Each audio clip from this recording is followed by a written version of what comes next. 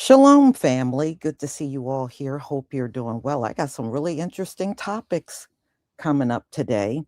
So, anyway, we're going to talk about these white South Afrikaners that came to America and, they were being treated wrong. And these people were never treated wrong over in South Africa, y'all. How is the indigenous population there want their land back and they don't want to be ruled by white people.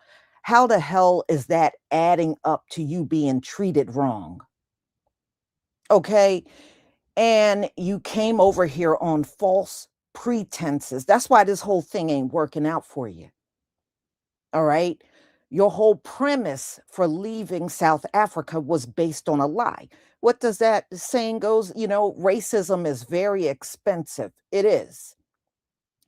And Donald Trump and Elon Musk told this lie about how bad y'all were doing over there. And as you can see, Elon and Donald Trump don't even talk about y'all no more. You know why?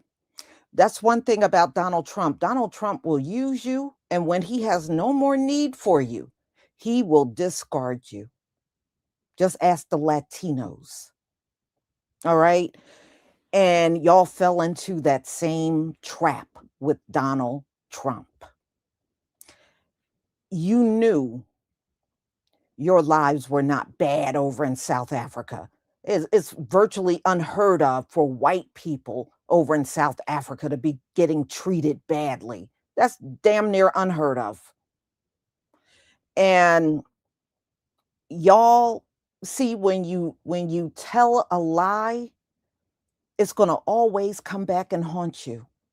See, the real ones that are oppressed over there are the Black South Africans. Those are the real ones that are oppressed. But you white South Africa, you were never oppressed.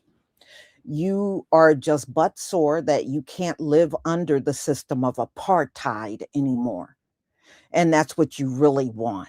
You want apartheid to come back because, you were in your heyday back then. Well, those times have passed. And see, Ramaphosa already said, he told Donald Trump these people were not struggling over there. He told Donald Trump. And he made it clear he don't want them back. He don't want them back in South Africa. Now they are over here in America.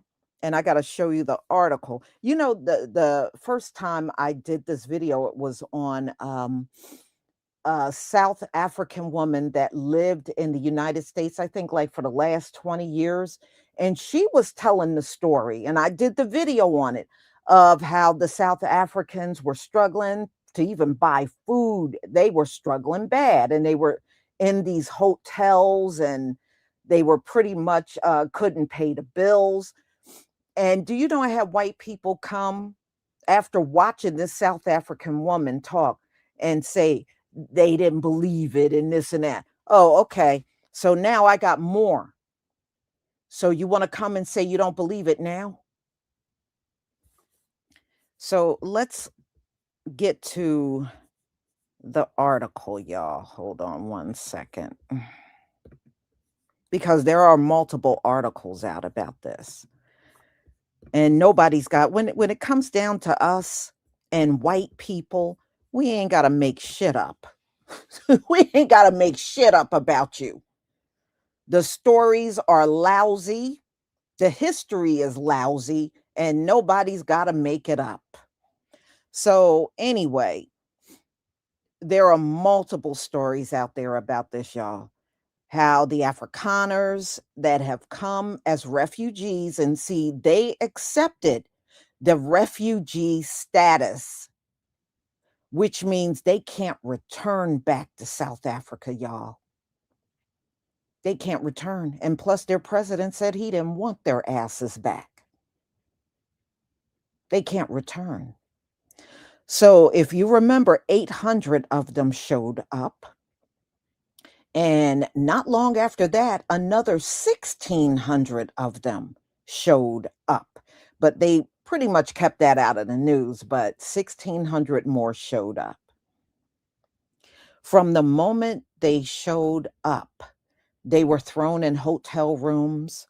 Some are in apartments with mold, some apartment buildings that are dilapidated and got mold. They just got thrown anywhere. So they're upset because they feel that Donald Trump let them down and he just forgot about them. Well, y'all, Donald Trump, what they don't realize is Donald Trump never cared about them from the beginning. You know how Donald Trump always talk about they want more white immigrants, why can't they come from Norway and stuff like that? Well, Donald Trump, this is why. All white immigrants got to do is look at how you've done these South Afrikaners. That's all they got to do. They're white and look at how you've done them. And that should pretty much answer their question on why they should not come over here, especially if they're in a country where they get free health care. The inflation is not off the charts because inflation is not bad all over the globe, y'all. It's bad here because Donald Trump has done so many tariffs. The prices are going through the roof. No other world leader have done tariffs like this, so they're not dealing with the same inflation that America's dealing with. So they're pretty much saying they're struggling, and get this, y'all, they're getting $2,000 per month, and said America is so expensive. They can't make it on that $2,000 a month because everything is so outrageous here. And that's what they didn't know. But let me tell you something. If you are a foreigner and you want to know about America, ask the melanated people in America. If you ask white people, you're going to get the fairy tale version of America and not the real reality of what this place is like. Them folks have misled a lot of people about what this country is all about. A lot of times when foreigners don't like like it here, it's because of what they've heard off of white people. This American dream and all this streets paved in gold and all the opportunities and every immigrant that comes here don't get good opportunities. In fact, I'm going to if I don't do it today, tomorrow, I'm going to start gathering some of the videos of the immigrants that are telling you they can't make it over here. It's a lot of videos, a lot of videos of all kinds of immigrants saying they can't make it in America. If you don't get a good paying job over here, if you're gonna Uber and Lyft it, you ain't gonna make it. You're gonna be living, you're gonna be struggling very badly on low wages here. Even Americans born here have a hard time making it on low wages. So you foreigners, it's going to be twice as bad. So again, if you want to know what it's like, ask us. We'll tell you all about this place, the government, the politics, the inflation, the racial climate here. We'll tell you everything. But if you ask them, you ain't gonna ever get the truth. You're just gonna keep coming here and being disappointed because they are not gonna tell you the real breakdown of what America's all about. They're gonna tell you the white version, and the white version is not relevant to melanated people coming from different parts of the world. Their version of it is completely irrelevant to anyone else. So, y'all, they are having a hard time. Many of them are saying they want to go back to South Africa, but their president said they ain't coming back. They are not coming back. He is angry at the fact that they put that lie out there that they were being discriminated against and all this stuff was being done to them, because they clearly lied. And one of them said, I had a 5-bedroom home and I came to this. Well, you didn't have to come to it. You didn't have to come over here at all. And at least you're getting $2,000 a month. There are many immigrants. I know the African immigrants aren't getting no $2,000 a month. And you're getting that because you are white. Okay, there are many people that were born and raised here that could use $2,000 a month, but they're wasting it away on these folks. And they didn't come here with no farming skills, and they told you this group that's coming here, they're a problematic group and they were not farmers. And as you can see, they're hosed up in apartments and hotel rooms and complaining. Do they look like they're farming? No, because they said these were not farmers that were coming over here. Ladies and gentlemen, I don't feel bad for them. Pull yourself up by the bootstraps. See, that's what people like you would tell us. We've been having a hard time for centuries. You just got here. You've had a hard time for a moment. Pull yourself up by the bootstraps. You're here now. And you came as refugees. So where would America send you now? You can't go back to South Africa because they done closed the door on you. And you let Donald Trump get on TV and tell all them lies. And now he won't even address you. And you know what the sad part is? Y'all probably couldn't go to Mar-a-Lago and get hired there. Donald Trump probably wouldn't even let you onto that property. He wouldn't hire. You notice he didn't hire none of these South Africans. He's on TV talking about how bad they had it. You notice when they got here, he didn't hire them at none of his Trump properties, did he? Because he don't want them. He don't want them. All right? He don't have them down in Mar-a-Lago working at his golf club. He don't want these people. They got used. And now he done turned his back on you.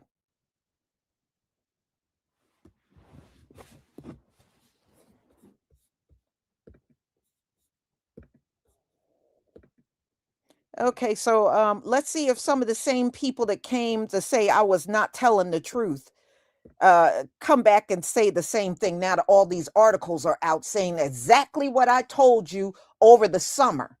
When I showed you, and I'm going to show you that South Afrikaner woman that's been living here for 20 years talking about her own people that came here.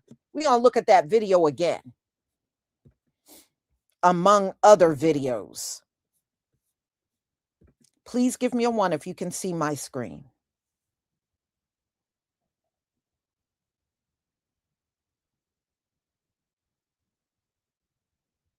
Oh, look, we're in the final days.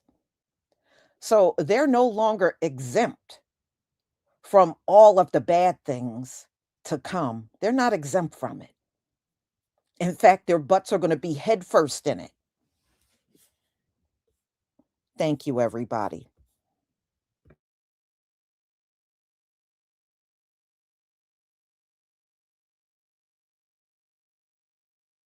Did you see this video of this woman from South Africa talking about how on a Facebook group, she saw that Afrikaner refugees here in the US are struggling and are thinking about going back? Family of refugees has been placed in this town, and they have had like no food. I know that there's this, I don't know what to think because I didn't really follow it at all when it happened. But I think they were of the understanding that they were going to be arriving here to like complete assistance. And I think people here thought that they were going to be arriving to a house and a job and medical insurance and a whole bunch of other stuff. And it actually isn't that way at all. There have been like 4 adults in a hotel room with no money, no cell phone, no anything. And like the humanitarian in me I can't ignore the fact that these people are struggling. But there's this one side of me that's like, fuck that. If you hadn't heard the story, Trump has been letting Afrikaner refugees, heavy on the quotes, into the US. They came here with the lie that the South African government is persecuting them because they're white. So at a time where Trump is not allowing any refugees to come into the country, he is allowing Afrikaners into the country. And like this article perfectly states, they're not refugees, they're opportunists. And these opportunists really thought that when they got to the US, they were going to get a house, a job, a car, a cell phone, health insurance completely paid for. They really thought that Daddy Donnie was going to take taxpayer money and give it to them. You know, believing all those lies that people of color come to the US to seek refugee or asylum, and then they have it on easy street, which, surprise, surprise, it's not true. And it doesn't matter how much those South Africans hated here, they can't just go back home. Like the Department of International Relations said, these Afrikaner refugees cannot just go back to South Africa or get assistance from South Africa because they're supposed to be under the protection of the United States and Donald Trump. And if these Afrikaner refugees want to be welcomed back as citizens, they have to revoke their status in order for this to happen. But these Afrikaners are struggling in the US and they want to go back home. Basically, they have to admit, we lied. I think it's kind of humorous to me that their lies have backfired on them and that Donald Trump has left them stranded. However, it's very frustrating that people who actually have to seek asylum and refuge in the US because they're trying to escape danger and persecution are not being allowed in. But these opportunities are being fast-tracked. And as always, please consider becoming a paid subscriber on here so I can continue bringing you stories like these. This is why I will never feel sorry for them. So y'all, they can't go back. They can't go back. And plus, I remember Ramaphosa saying he don't want them back. He don't ever want them back in South Africa. See, you had a good thing and you walked away from it. You could have kept your ass right over there in South Africa and continued on with your life.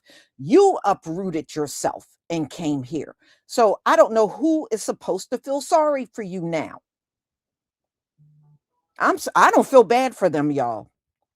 I don't feel bad for them. They should have kept just shut up and just left everything alone, and you would have been living your life as usual over in South Africa. These people had housekeepers for like $2 a day. They had some black South African come and cook their meals and keep their house clean for like $2 a day.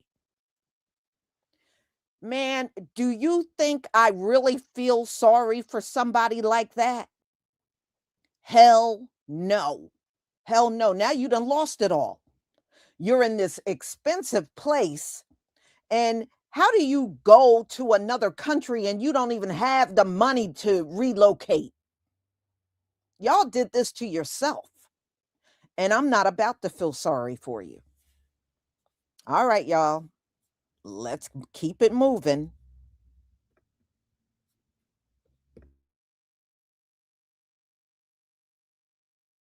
South Africa's not welcome to Miami, or at least not to Trump's golf club, where he'll be hosting the G20 summit next year. See, Trump uninvited South Africa from the 2026 G20 because of their horrific human rights abuses based on the completely false far-right conspiracy theory known as the white genocide theory, which claims that white South Africans are being targeted in racial killings. Meanwhile, back in reality, Trump has been hosting and on his knees for the Saudi crown prince and the jihadist terrorist leader of Syria in the Oval Office this month.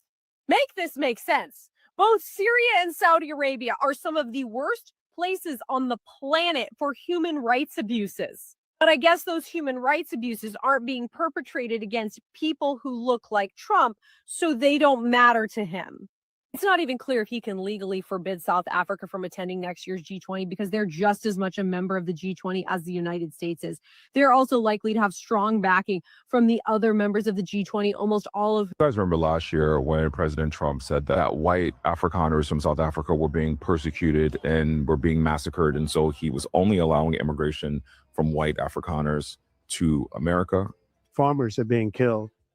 They happen to be white.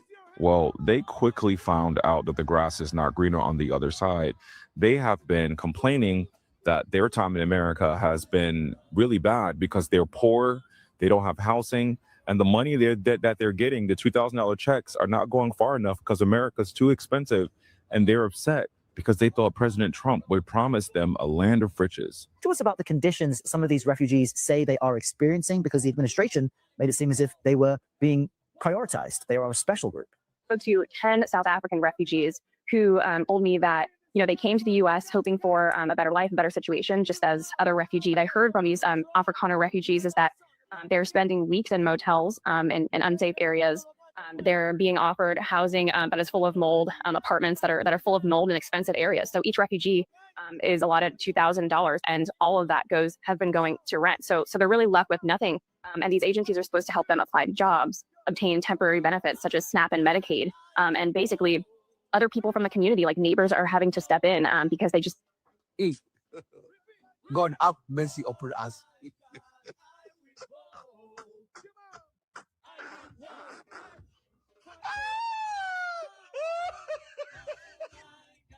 This is what I call the biggest fuck around or found out moment. One of the guys said, I left a 5-bedroom home to come live in America in a motel. This is the cost of racism.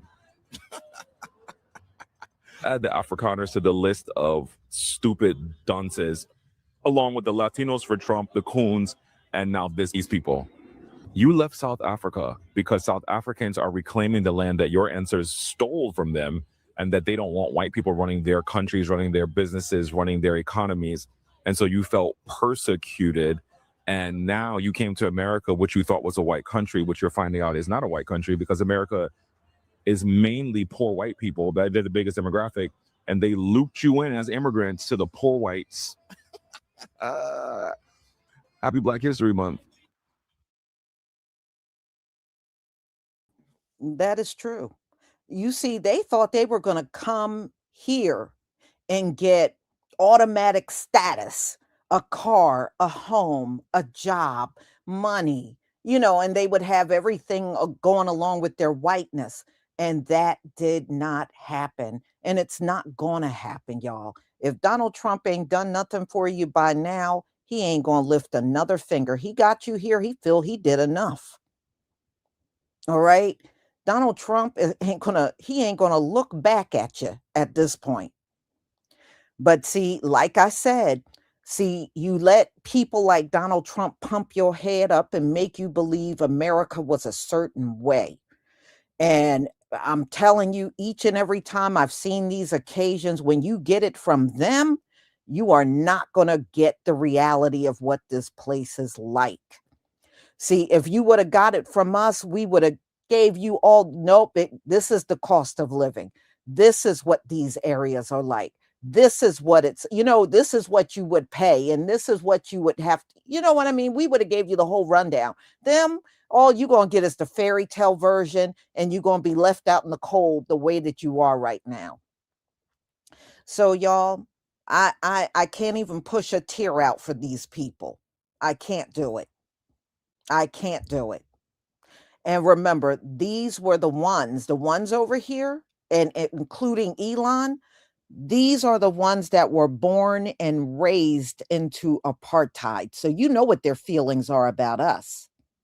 I'm just saying.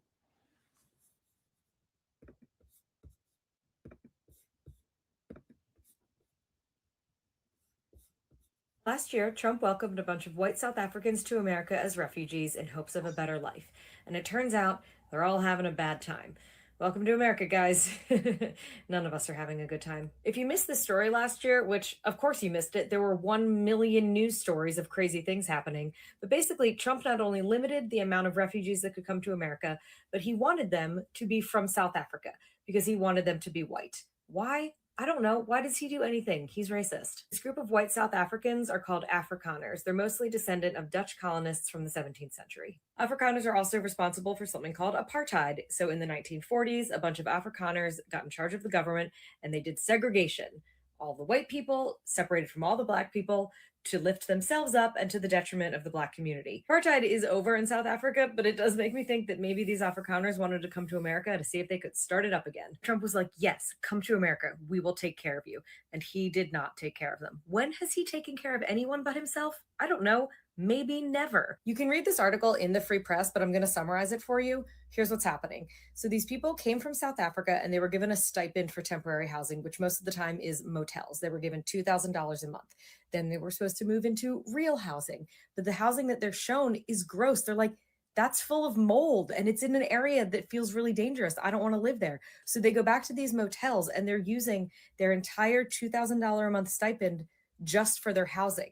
So they can't afford groceries, a car, coats. Some of them say they are literally freezing because they're in cold areas of the United States because they have to walk to the grocery store because they can't afford a car. And then they get to the grocery store and can barely afford anything because, like I said, they don't have any money left over. They have been truly abandoned by the government. They say they can't even get the people on the phone from this institution that is supposed to be helping them, multi-million-dollar institution, by the way, just left out in the cold, literally. I feel so bad for them. They are just as abandoned as most of Trump's children. I am not shocked at all that this is what's happening. This is how Trump treats everyone. It's like walking up to a tiger cage, putting your hand in the cage and being like, oh my God, I can't believe the tiger bit my fingers off. Why did he even bring them here if he was just going to completely abandon them? The conspiracy side of me thinks that maybe he just brought a whole bunch of new white families over here so they could look at their kids and see if he wanted to abduct them to the new version of Epstein Island. Reports are emerging that a number of Afrikaner South Africans who were fast-tracked into the United States under a controversial resettlement policy are facing significant challenges as they try to settle. Since early 2025, the US implemented a program that prioritized white South Africans, particularly Afrikaners, for refugee status. The policy was framed by officials as a response to alleged racial discrimination in South Africa. Over 1,600 Afrikaners have been resettled in the US through this expedited initiative, which moved much faster than standard refugee processes.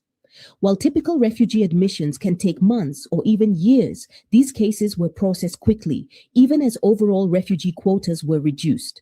However, the reality on the ground has proven difficult for many arrivals. Several report being placed in temporary motels in high-crime neighborhoods or in apartments with maintenance issues such as mold.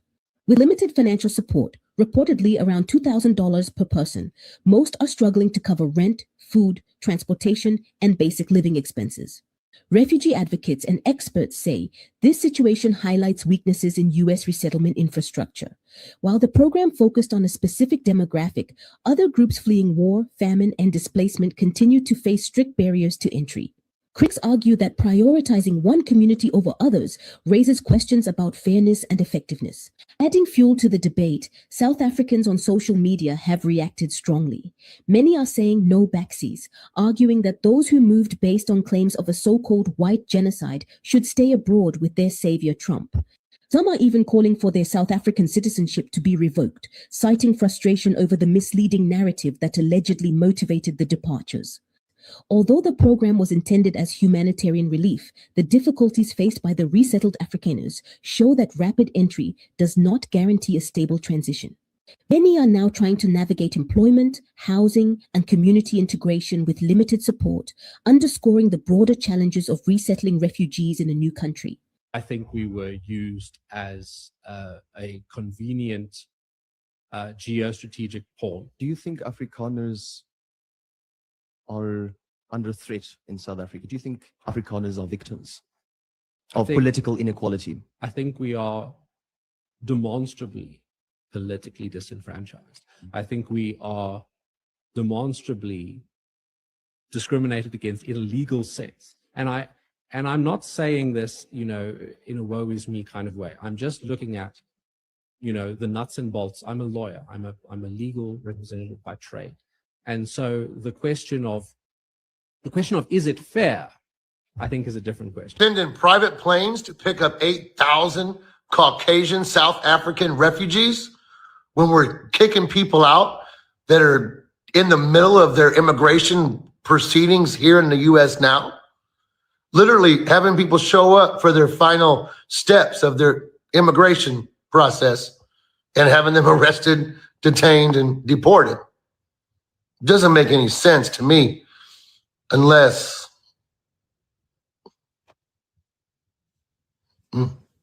sending private planes to pick up 8,000 Caucasian South African refugees when we're kicking people out that are in the middle of their immigration proceedings here in the U.S. now. literally having people show up for their final steps of their immigration process and having them arrested, detained, and deported. Doesn't make any sense to me unless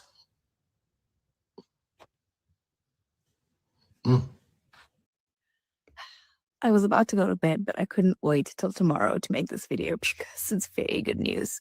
Well, not good news for the people I'm talking about, but do you guys know what happened to the Afrikaners that claimed there was white genocide in South Africa and hightailed it to America under this administration with the hope that they'd have a better life here? Claiming that there's white genocide in South Africa and South Africa's trying to eradicate the white race. All these lies that they told to get here.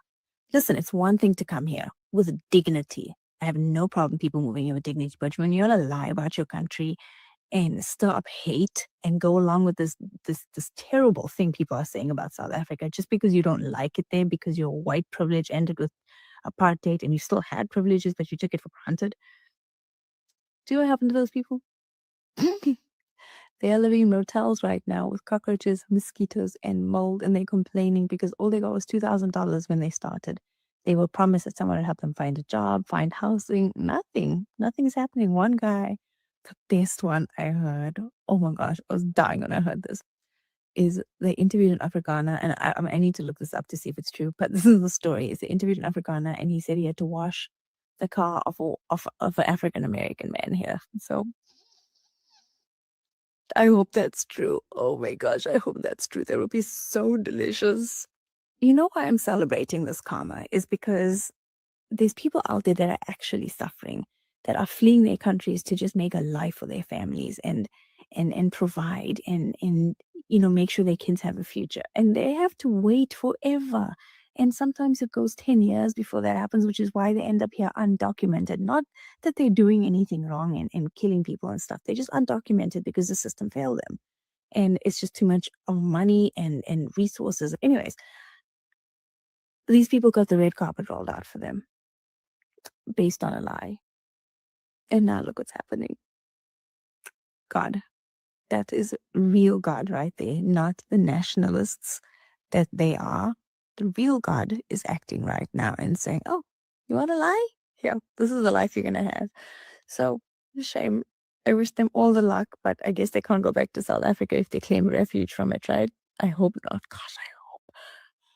Be so nice. You may recall last year we reported on the Trump administration's decision to limit the number of refugees entering the United States. That number was set at 7,500, a significant cut from the Biden era. In addition, the administration is prioritizing white South Africans for admission, a group it says faces persecution at home, something the South African government disputes. Well, now an investigation from the Free Press shows many of those white South Africans, also known as Afrikaners, are barely scraping by because of what they say are failures in U.S. government systems. Madeline Rowley is an investigative reporter for the Free Press, and she joins us now from Virginia to talk about this. And we should note the Free Press and CBS News share a parent company in Paramount Skydance. Madeline, good morning. Talk to us about the conditions some of these refugees say they are experiencing, because the administration made it seem as if they were being prioritized. They are a special group.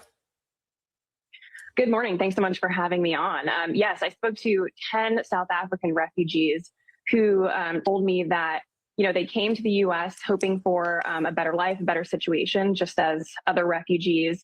And the government contracts with 7 refugee resettlement agencies that are paid hundreds of millions of dollars per year to provide safe, sanitary, and affordable housing. And unfortunately, what I heard from these Afrikaner refugees is that they're spending weeks in motels in unsafe areas.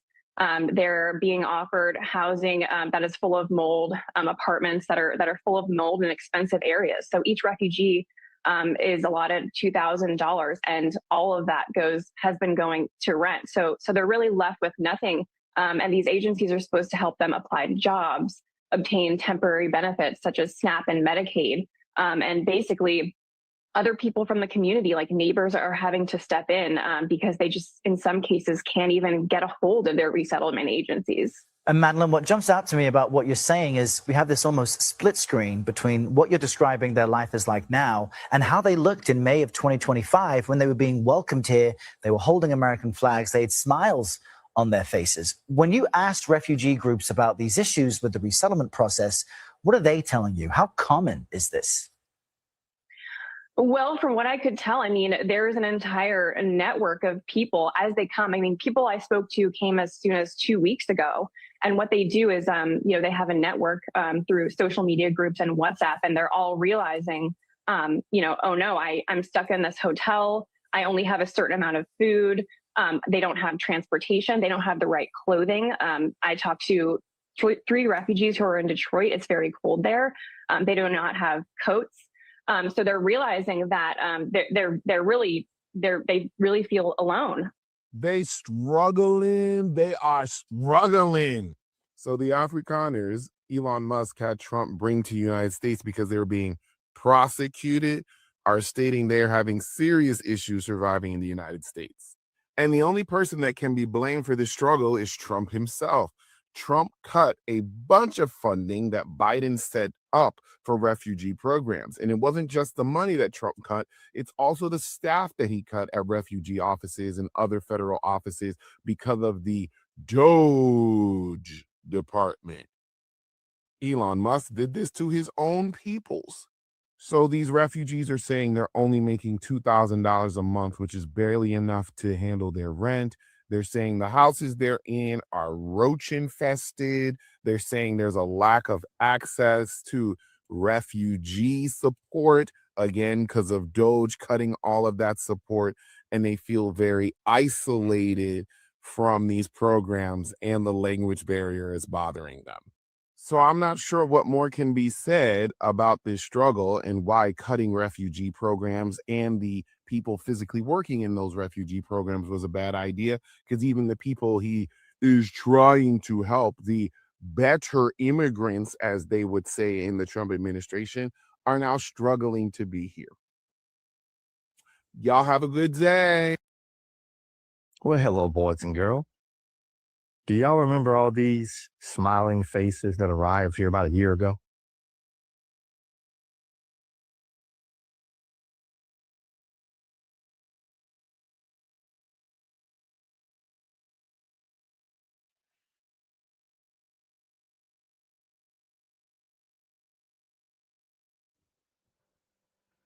Farmers are being killed.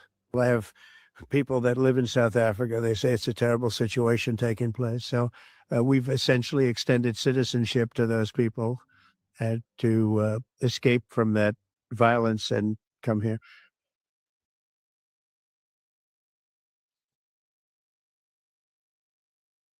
Use Of all of these folks who've just come in today have been.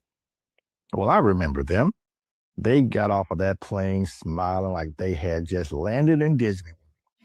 They thought they was about to come over here and live a life of luxury, zero labor, and all the racism their little hearts can stomach. But they are learning out the hard way that the grass is not always greener on the other side, and racism is expensive than a motherfucker. They can barely pay rent. They don't have the right clothing. They can't afford to buy the right clothing because they're barely affording rent. They barely have food, and most of them are still living out of hotels, which we know is expensive as a motherfucker. They thought they was about to come over here and be the brand new Elon Musk, arriving from South Africa. Yet another fatality of those that have blindly put their faith in Trump, racism, and hatred. Happy Black History Month. You may recall last year, we reported on the Trump administration's decision to limit the number of refugees entering the United States. That number was set at 7,500.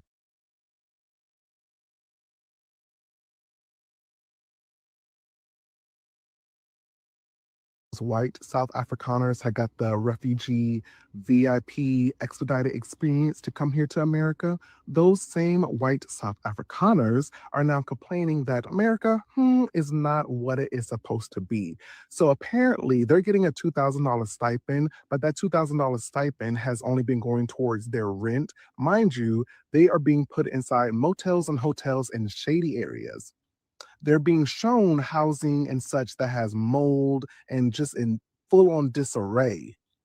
Y'all thought y'all were going to get the VIP experience. No, baby, you were a political stunt. You were now other. You are now the other. Don't you wish you didn't sell your land in South Africa? Folks, hey, you can't make this up. But do you all remember when this administration welcomed 59 white South Africans into the country, talking about they were fleeing from persecution in South Africa for being white? And they allowed these Afrikaners to take a privately chartered jet, because that's what refugees get to do, I guess, come to the United States, and they were met by 2 deputy directors of federal agencies, not just 1, but 2. Well, let me refresh your memory, because I have an update on what's going on with them now. But let's look back at when they were welcomed off their private charter jet. Welcome. Welcome to the United States of America. It is such an honor for us to receive you here today. This is the land of the free, and we know that all of you have faced. I'm Chris Landau. First, let me introduce myself. I'm the Deputy Secretary of State of the United States. This is my friend Troy Edgar. Yeah, I'm the Deputy Secretary of Homeland Security. Again, welcome. So great to have you guys here. I know you've gone through a long flight. I cannot believe there are babies and children who are actually so well behaved. This is much better than mine are. So bless you for that. And you know, I think it's so happy. It makes me so happy to see you with our flag in your hands, and that flag symbolizes liberty for so many of us. Yeah, yada, yada, yada, yada. Families. Well, that was in May of last year. Let's take a look at what's going on with them today. It couldn't have happened to some better people. Welcome back. You may recall last year we reported on the Trump administration's decision to limit the number of refugees entering the United States. That number was set at 7,500, a significant cut from the Biden era. In addition, the administration is prioritizing white South Africans for admission, a group it says faces persecution at home, something the South African government disputes.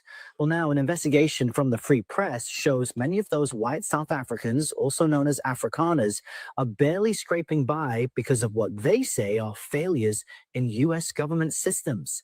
Madeline Rowley is an investigative reporter for the Free Press, and she joins us now from Virginia to talk about this. And we should note the Free Press and CBS News share a parent company in Paramount Skydance. Madeline, good morning. Talk to us about the conditions some of these refugees say they are experiencing, because the administration made it seem as if they were being prioritized. They are a special group. Good morning. Thanks so much for having me on. Yes, I spoke to 10 South African refugees who told me that, you know, they came to the U.S. hoping for a better life, a better situation, just as other refugees. And the government contracts with 7 refugee resettlement agencies that are paid hundreds of millions of dollars per year to provide safe, sanitary, and affordable housing. And unfortunately, what I heard from these Afrikaner refugees is that they're spending weeks in motels and unsafe areas. They're being offered housing that is full of mold, apartments that are full of mold in expensive areas. So each refugee is allotted $2,000, and all of that has been going to rent. So they're really left with nothing. And these agencies are supposed to help them apply to jobs, obtain temporary benefits such as SNAP and Medicaid, and basically other people from the community, like neighbors, are having to step in because they just, in some cases, can't even get a hold of their resettlement agencies. And Madeline, what jumps out to me about what you're saying is we have this almost split screen between what you're describing their life is like now and how they looked in May of 2025 when they were being welcomed here. They were holding American flags. They had smiles on their faces. When you asked refugee groups about these issues with the resettlement process, what are they telling you? How common is this? Well, from what I could tell, I mean, there's an entire network of people as they come. I mean, people I spoke to came as soon as 2 weeks ago.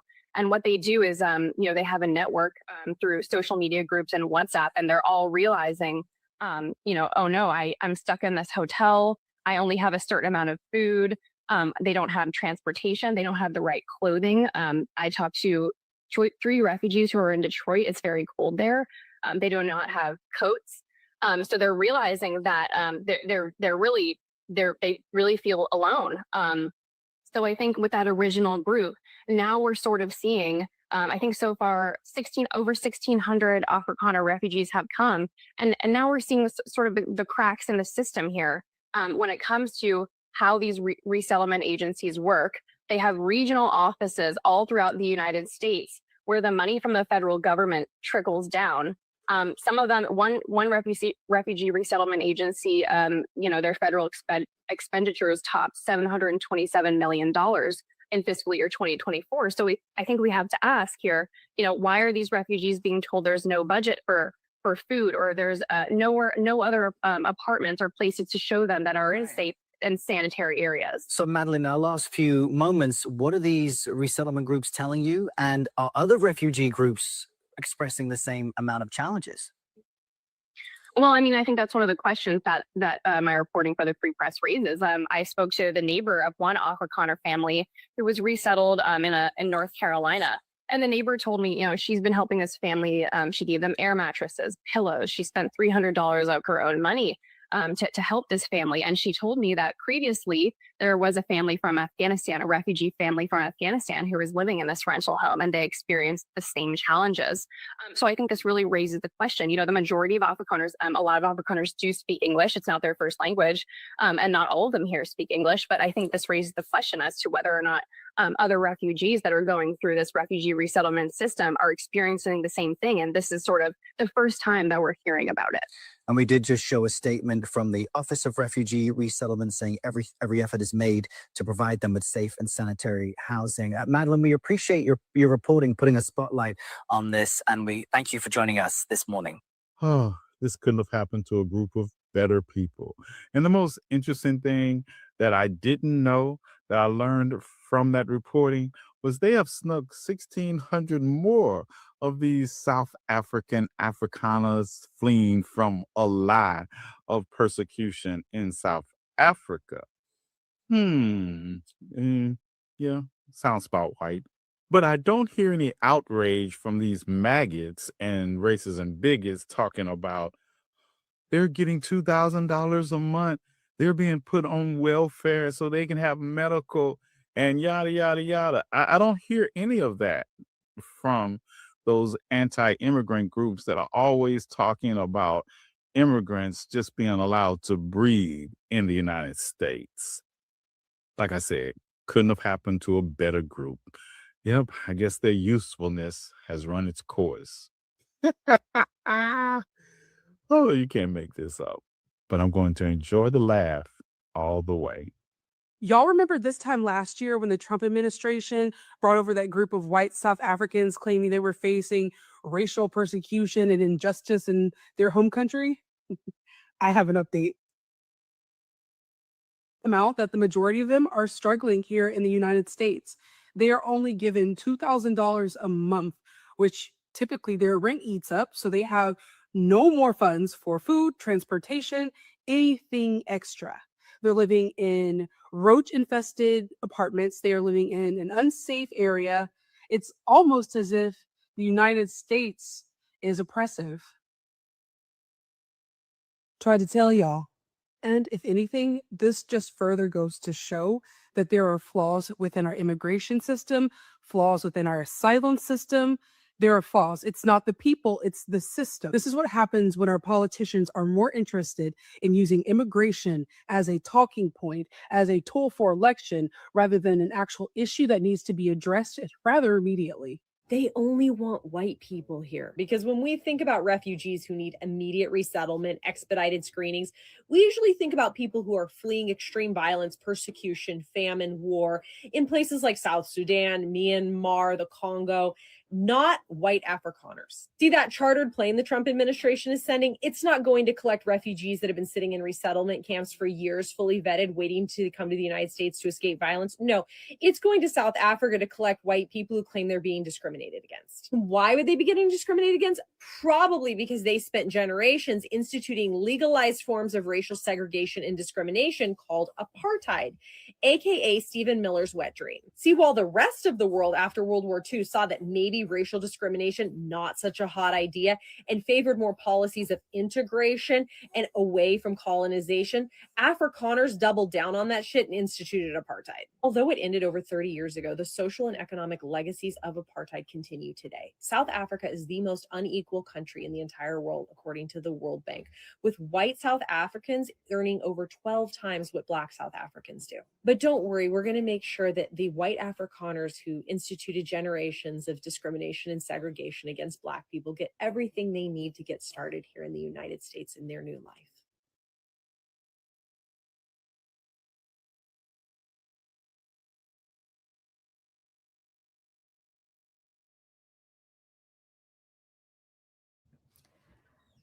Ain't it funny how the Most High sure knows how to make judgment happen on a people, don't he?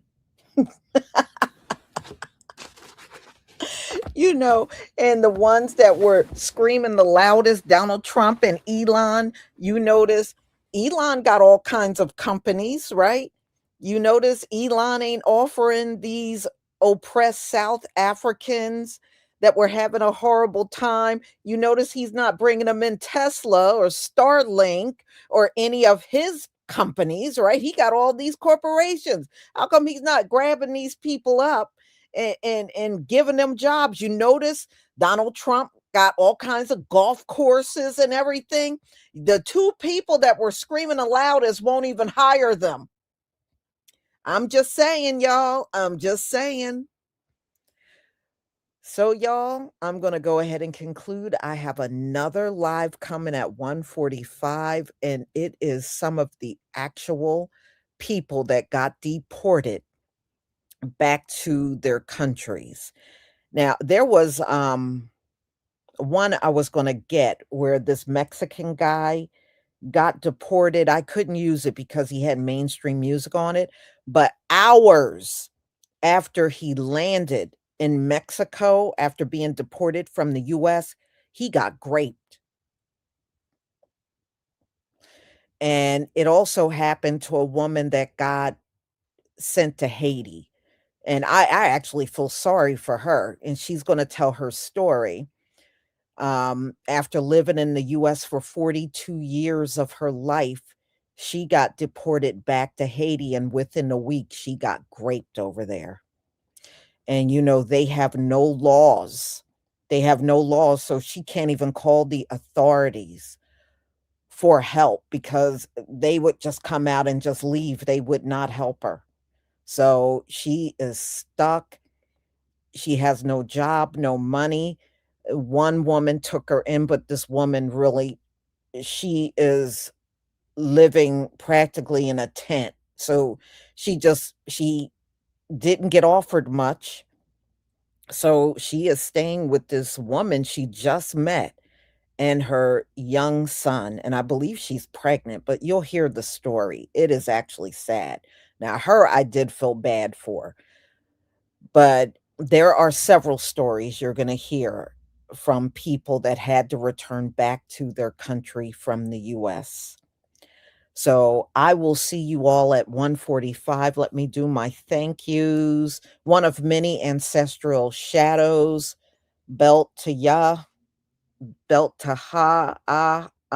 Shout out Lisa. Thank you. Vernon Richardson, thank you for your super sticker. One of many ancestral shadows. Let me pull this one up. Bannon and Trump been saying quiet parts out loud in 4K with crisp, clear audio, and they continue to ignore it. Yeah, well, when those refugees from South Africa came here, many of us knew Donald Trump wasn't going to do too much of nothing for them. I knew it. I mean, come on, y'all, as long as we have seen Donald Trump in his first term and the second term, what group of people did he go above and beyond to help? Donald Trump don't help nobody. He doesn't. This man don't help nobody. I remember when he went down to Puerto Rico after Hurricane Maria and he tossed those paper towels at them. He complained that he had to go. He complained after they went through a life-threatening hurricane. He complained about going down there instead of saying, you know what, we're going to go down there and whatever they need, we're going to give them the money. You know what he did? He spent his time fighting with the mayor, battling with the governor, and then he went down there and the whole time he moaned and groaned and didn't want to be there. Okay, that's what he did. And those were people that just went through a natural disaster. All right. And y'all remember Asheville, when he came into office, those people in Asheville were still struggling. Donald Trump ain't do squat for them. Donald Trump don't help people. He don't. He does not have a history and legacy of taking a group of people and helping them. That is not in this man's, if you look in his first and second term, that does not exist. So I don't know why these South Afrikaners came over here believing Donald Trump was going to roll the red carpet out and they were just going to be, living the luxury life over here. I don't know why you would even believe it. All you had to do was look at Donald Trump's track record, and that would have said it all right there. So if you are from Norway, Holland, or any of the places over there that Donald Trump wants immigrants from, just look at the way he treated these white South Afrikaners, and that'll give you an idea of what he's going to be like to white immigrants. Just saying. Y'all, I will see you at 1:45. Have a wonderful afternoon. Shalom, family.